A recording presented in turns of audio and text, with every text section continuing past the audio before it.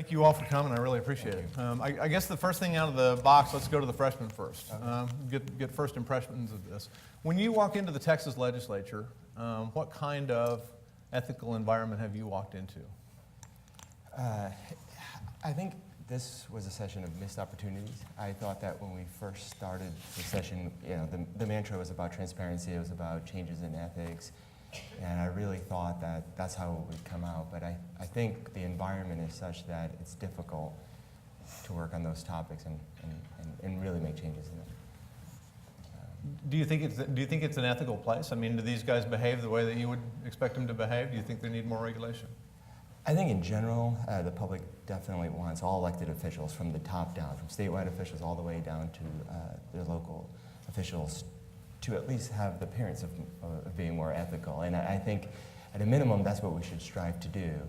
I just know that when I was trying to make some changes on there, the resistance was mostly coming from elected officials. Did they feel like you were trying to stop them from doing what they had always done, or what was your impression? My impression is that there are a lot of conflicts of interest. I think we have a legislature that's a part-time legislature. We have city councilmen who, they're not being paid otherwise, and so everyone has to have and make a living otherwise. And I think the pushback came primarily from folks who are saying, hey, I just don't want this information to be disclosed. Mm-hmm. And that caught me by surprise, I guess, because you say, well, why not? I mean, we're public officials. This should be, first and foremost, what we do put on there. And I don't think there's anything wrong with having jobs and obviously businesses that could be affected by the law, but I think it's wrong for us not to be upfront about it. Did you feel like, Kino, when you were in there, that the things that ended up causing you problems were things that you alone were doing, or was this a commonplace in the legislature? Well, I think the reporting part of it is and at the Ethics Commission as well, and what forms we have to use, they're kind of set up in a gotcha situation. It's not that somebody is intentionally trying to leave something out. It's just the way it's worded. Like in my particular case, it was just two single boxes of employed by other or self-employed. Right. And neither one of them was marked. And I would say in terms of advice, I would say that the forms in your reports have to be as good as your opposition, because if your opposition doesn't care what you're doing, well, your report can be wrong every single time and nobody's going to care. Nobody's even going to look at it. But the conversation around that case was that we have members out there, and you were accused of being one of them, but that we have members out there who are using their office to make money, that what they do in their private lives and what they do in their public lives is intermingled, and basically they're getting rich off this office. Is that, if you look around the legislature, is that an accurate way to characterize legislators? I would say I would say no, because you can't get around the fact that, one, you were always labeled, you're a Democrat. Two, you're a Republican.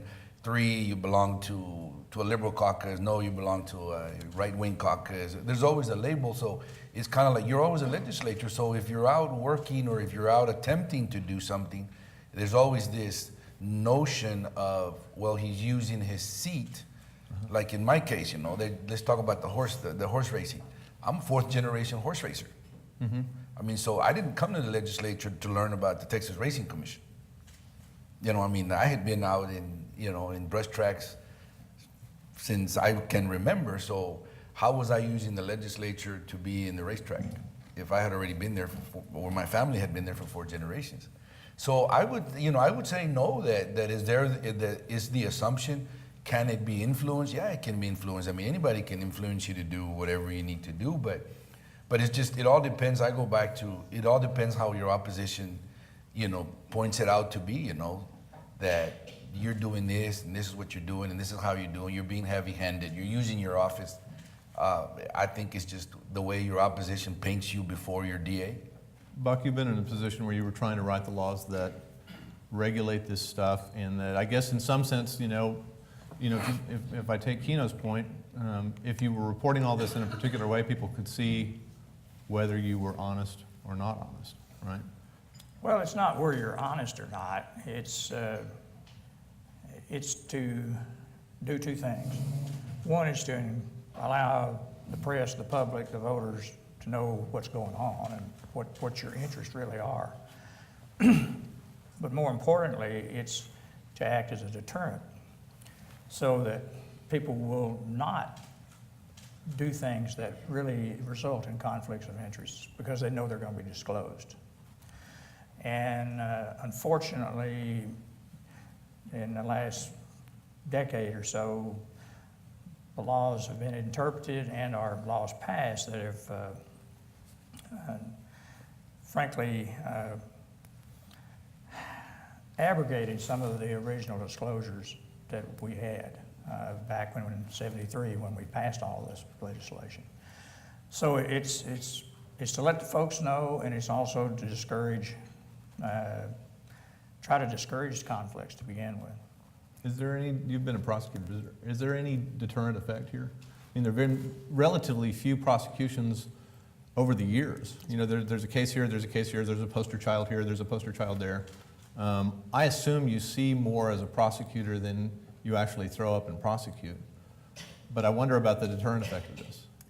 Well, I don't know, they're still in business. Which one, the legislature or the prosecutors? Yeah. I think that, you know, public integrity unit, people think that's all they do. You know, 24/7 is, you know, political corruption and politicians, but really the majority of the cases are coming from, you know, the comptroller's office, the auditor's office, the AG's office and some, but it's really more about, you know, trying to recoup money that has been stolen from the state by fraud, motor fuels tax fraud, insurance fraud. So that unit encompasses quite a bit more than just politicians not checking forms, but that's the perception that you have, that really is what they do predominantly. I kind of want to focus on the legislature. You worked in the legislature, your dad was a legislator, you've been in the prosecutor's office. Is your sense of it that these are generally people not self-dealing or not using their jobs for anything other than what they're supposed to be doing? And we can see that in you know, or is your sense that there's a lot of dirt in the machine here? Well, I think, you know, when I came into the legislative arena as a young lawyer, working for Senator Lucio and, you know, seeing that environment, I think when you're young and you don't know any better and you don't have the laws, I mean, it takes 4 lawyers to just interpret the election code and the insurance code and penal code, quite frankly. So you come into this environment and there's not a lot of training and you just sort of do as other people show you. So I think the leadership has to start at the top, whether that's the elected official or the chief of staff. But I think it is an environment that unless you've been a part of it, you don't really understand it. And once you're out of it, you can see why people think, you know, it's just the appearance of impropriety. And so you can disclose all you want. I still think sometimes it just looks bad from the outside in. And so I don't know if that's, you know, solved with more training, but I do know that a lot of these staffers, if you're a college graduate, just out of college, you're going to follow what everybody else does. I was shocked. I'll be quite honest. A simplistic view was coming in and seeing these, you know, elaborate dinners going on, and you were encouraged to bring a guest. And I just thought, wow, it just looks bad. I can't believe you're allowed to do this. It's almost like you're a corporation or a private law firm recruiting. So, you know, but again, that's the game, and everybody has to play it or you lose. You know, if you're a lobbyist, I can understand that. You're going to get outworked. And so if you're going to have that game, and you're going to have these rules, then I guess you need to just be sure and be clear of what those rules are. And I think if you're a prosecutor, on the flip side, I've never been a fan of trying to cram in a set of facts into an offense just to make it work. I think if you're having to try too hard, then you probably shouldn't charge it. And I think if you're an elected official, if it just looks bad, or maybe you should go ahead and disclose it. Yeah, I think that's probably the best course of action. Are the conflicts as prevalent as they appear to be? I mean, from outside, it looks like this thing's riddled with conflicts of interest, and it's looked that way for a long time. Buck? Well, it's not riddled with conflicts of interest, but they exist, and there is, amazingly enough, even with disclosure, I find that the press, for one thing, frankly, doesn't pay enough attention to it. I think a lot of the office holders think, and I've worked for state senators and state representatives, for elected statewide officials, and so forth. They all think that they're being scrutinized a lot. The fact of the matter is that the public, even with disclosure, doesn't seem to be, in many instances, all that concerned. Take campaign finance disclosure. Texas is one of the minority of states that has no limitations whatsoever on how much you can give. Mm-hmm. So somebody gives a candidate $1 million.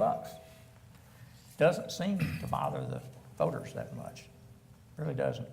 And that's unfortunate, because it's mainly where your real conflicts arise is because of campaign contributions. And we don't do anything about that. And I get put in that situation as a practitioner, because our firm does government contracts, not with the state of Texas. Well, that's not true. We sometimes do them with the state of Texas, but it's unusual. But we get hit up by elected officials and county officials and city officials for campaign contributions. And if you don't give them, you're not going to be their lawyer much longer. And that's down at the local level. But it is also true, obviously, if you're going to successfully represent your interest in the legislature, you better be given a lot of money. We had a bill this week about disclosure, 346, on the floor of the House. And you got in this peculiar position where, on one hand, you had, you've sort of come into the legislature and been an advocate of transparency. Right.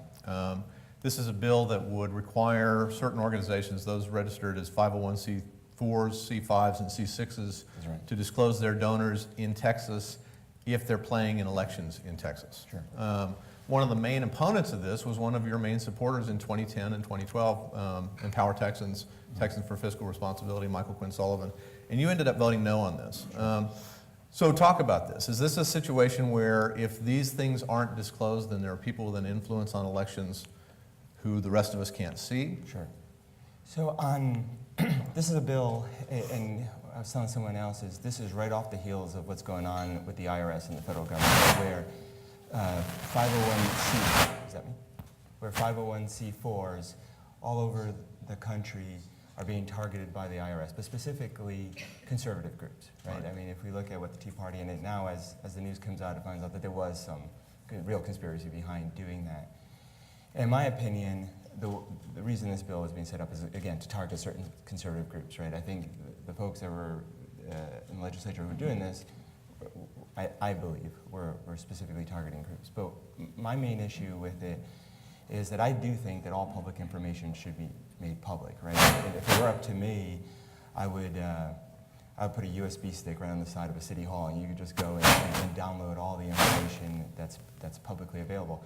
But I'm also a big advocate for privacy and advocates of privacy. So I think that personal information should be kept personal. And this line, those campaign disclosures are in that funny gray area between I want to be able to give, exercise my freedom of speech, to be able to go and give and to donate, and not have it necessarily be on a Google database later on, right? But if you're trying to influence an election, shouldn't I know who you are? Sure, you should. And those 501c4s, I guess my biggest issue with it was the exemptions. Just like all the other exemptions that we seem to have, we talked about, school boards, for instance. It turns out that if you're a lobbyist and you're lobbying school board officials, you can put them on any trip you want, and not have to provide that. And in this particular bill, we exempted labor unions. And it just seemed to me that there was absolutely no reason to exempt labor unions from this, other than you want one side to be able to get the donations on. So I would have been for that bill if we had made it even Steven across the board. Do you think they ought to be disclosed? You think that those donors ought to be disclosed? If we're going to disclose, we need to disclose everybody. I mean, we're not going to go and say that we're being transparent and then provide these major loopholes where SEAU and AFL-CIO and all these other groups on one side. And my opinion was the reason we had those exemptions was because we needed certain votes on one side, and that's the only way it would have made it through. Do the candidates know when there's a group like this that doesn't disclose its donors, and that group is supporting the candidate? Does the candidate know who's behind it? Does the candidate, know that Tim Dunn's behind Empower Texans, or know that Steve Mostyn's behind the Texas Organizing Project? I I would say they probably do. So the candidate knows, the donor knows, and you've got the problem Buck's talking about. Sure. You know, and the one thing that I think should definitely be changed, especially on that reporting, is, for instance, I don't necessarily know, for instance, if let's say there's a 501c4 that sends mailers on my behalf, I don't know that they're doing that. I mean, there's actually laws that say that, hey, you can't provide that information and work with and so on. So unless I'm on that address list and that mailing list and I get the mailer myself, I may not even know that that's being sent out. And I think that's what needs to be disclosed too. I can tell he's a freshman. Okay. Believe me, if you've been around the legislature any length of time, you know, and you're let know. That was a good answer, though, on record. You know who's giving the money. You know what the money's been. This whole idea of coordination, I can't coordinate with a candidate, that is non-existent. Every candidate knows what's going to be spent anytime, unless you may be a freshman or something. But if you're a committee chairman or you have a particular position in the legislature of power, you know in that campaign who's going to do what, when they're going to do it, and what it's going to be. And if you don't like what they're going to put out, you try to discourage it. And that happens more than not. I mean, it's this whole idea that there, somehow or another there's this group out here spending money to elect me, and I don't know what they're doing. That may happen, but it's terribly unusual. Kino, you're shaking your head. You agree with him? Oh, I agree with him. So Oh, you absolutely. know if there's a shadow group out there, you know who the shadow is. Absolutely, and you also know who's working against you. No. You know, the same thing, because, you know, I don't know, I think Buck used the word coordinated. And, I mean, it's coordinated. Your campaign is coordinated in the direction that you're taking your campaign, and it's coordinated with what they're doing as well, and who's doing it. I mean, I knew where my opposition was during the whole time, and then, you know, and switching back a little bit to the forms, you know, I mean, and I mentioned something earlier about that your report has to be as good as your opposition, but in those forms that you know, I think I saw Tom Clancy walk in. Where'd he go? No, he wasn't here. I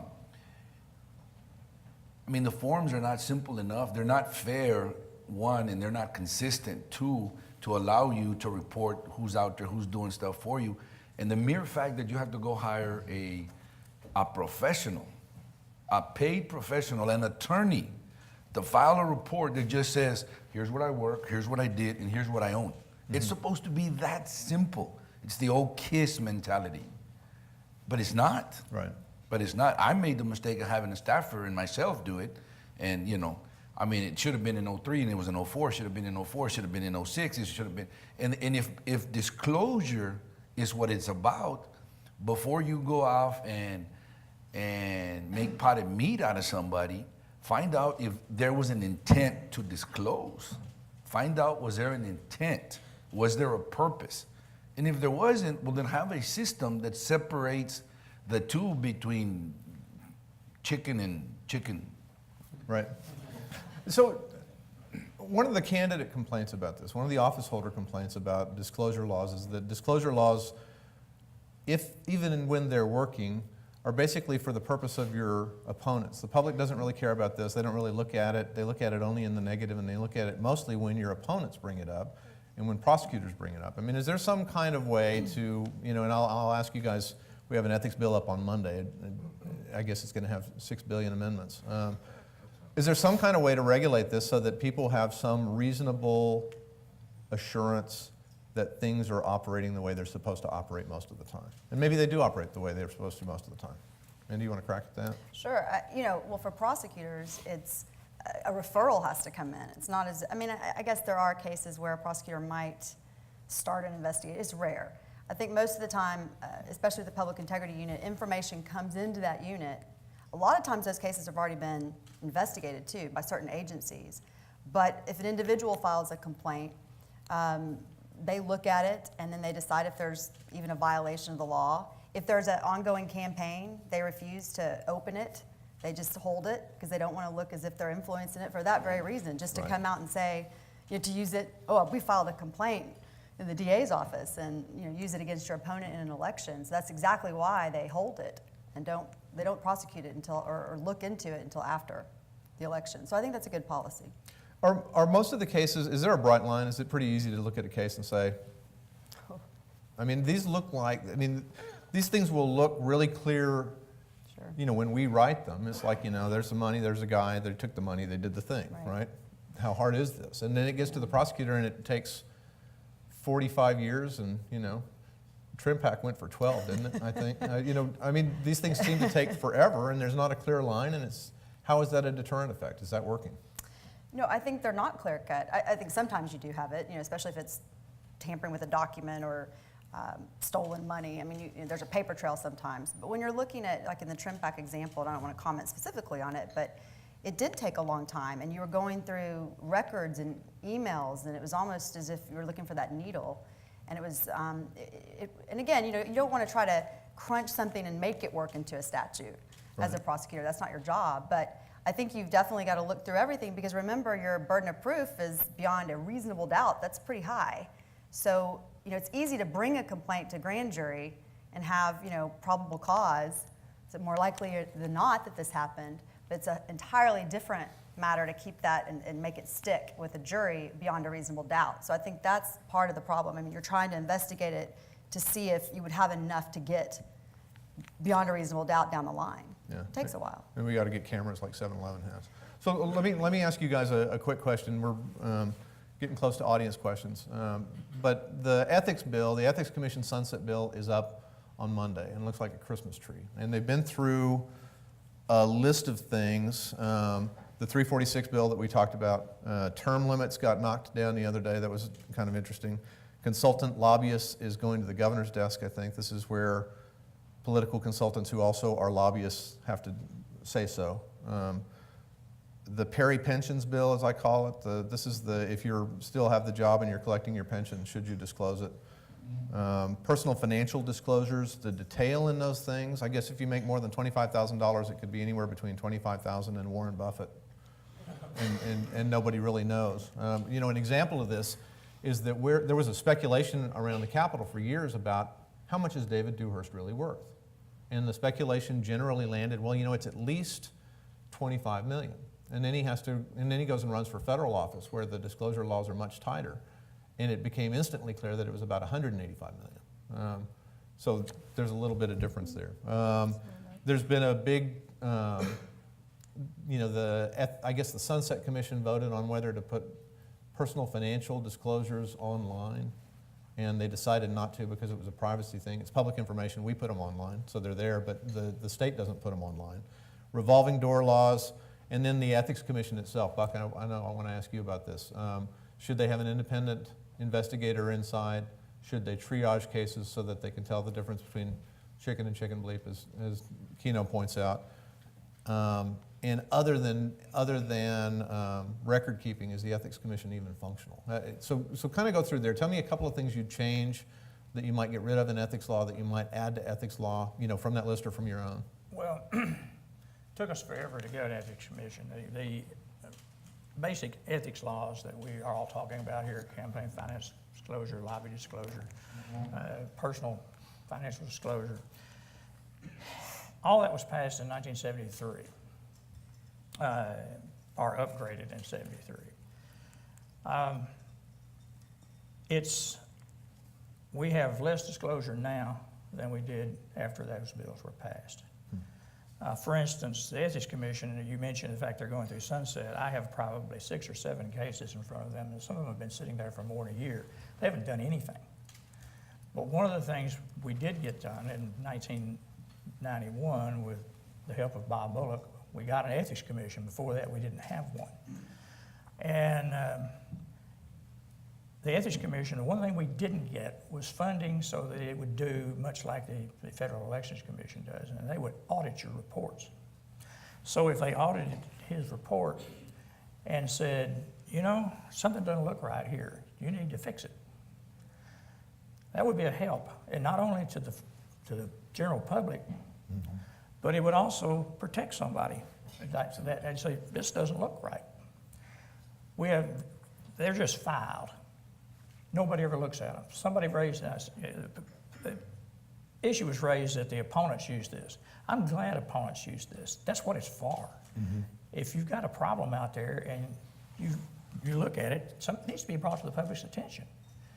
The press doesn't spend any time auditing these reports, I can assure you. I mean, we have had instances, TribPac, you mentioned TribPac. TribPac really came out because of a newspaper reporter, because he went and looked at the 527 reports that were on file with the federal government and found out that TribPac was using corporate money for clearly election purposes, which is illegal in Texas, still illegal in Texas. So we have some real deficiencies. One of my biggest hang-up is basically non-disclosure on personal finance. If your spouse, if your spouse separate property under Texas law, and you don't have any control over it, you don't have to report it. It's not true at the federal level. And it's not true in most states. But we have instances with legislators and other office holders transferring, which they can do under Texas law, their community property over to the spouse as separate property and then not reporting it. And then Dewhurst, we found out, it's not just that he claimed he had all this money in a blind trust. There isn't any such thing as a blind trust. And I can say that, I know there's probably exceptions, but they're just like this business of no coordination that Kino was talking about. It is the extreme exception. I've represented statewide Democratic office holders that had blind trusts, and I can tell you they weren't blind. So all of that needs to be disclosed, and it would stop a lot of problems. It really would. It would prevent people doing things that they shouldn't do. Buck, I'm sorry, but at what point do you decide this one I'm going to prosecute, this one I'm not going to prosecute, and this one I'm going to allow him or her to correct the report, and this one I'm not going to allow him or her to correct the report? Well, unfortunately, I think that's where the line is. Unfortunately, in our legal system, that goes on not just with politicians, it goes on with every kind of crime imaginable. As Mindy could tell you that, I mean, there's situations ran a where... stoplight, didn't run a stoplight, right? Yeah, and so prosecutorial discretion is something that's built into our system, and I can understand your point. Yeah. But it exists not just with politicians, it exists with every kind of crime. But it's also what complaints are brought to the prosecutor. True. Again, I mean, if it comes to the prosecutor, they're going to look at it. But I don't know that they're necessarily going to go out of their way to go find it. Yeah, but like in my case, and I don't want to try my case all over again, but like in my case, We don't either, yeah, but like in my case, I'm going through a trial and I'm looking at 80, 90 people walking into the ethics commission to correct the report, the same mistakes, and maybe even harsher than what I had. And I was like, can I be in that line? So quickly, what laws would you change? Well, for one, I would come up with something that would have a filtering system and that would have some kind of consistency.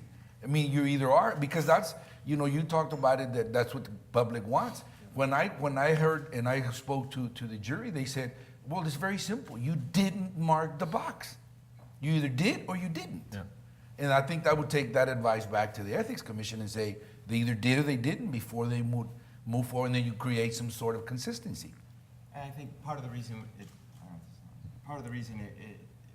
started out simple, probably, and then people found ways to go around the simple. Right. And so then you added more and more layers. And I think for all of us, what we want to be able to say is, you know what, I know what I'm doing, and I want that information to go out there.